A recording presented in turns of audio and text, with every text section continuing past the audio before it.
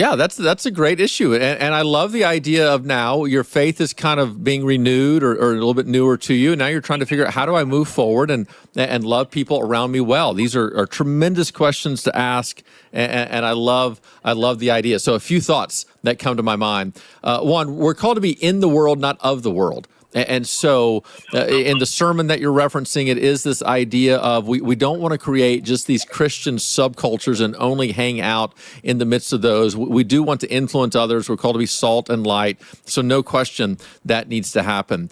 But I don't think the sermon was in any way in reference to the idea of you should hang around with people who could have a negative impact on you.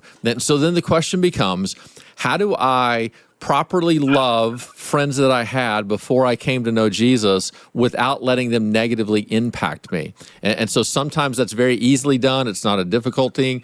But as you talk about, sometimes it is difficult because you revert back to your old ways of life. And so I think to communicate to your friends, look, no judgment whatsoever, but here's the lifestyle I now want to live.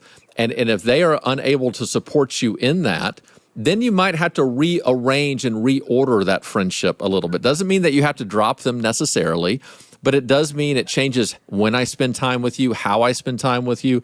Here's one encouragement I would have is if you can create some good Christian friendships and then invite that friend from old into those relationships to where it's not just you and her, it's you, her, and this other Christian friend that you have.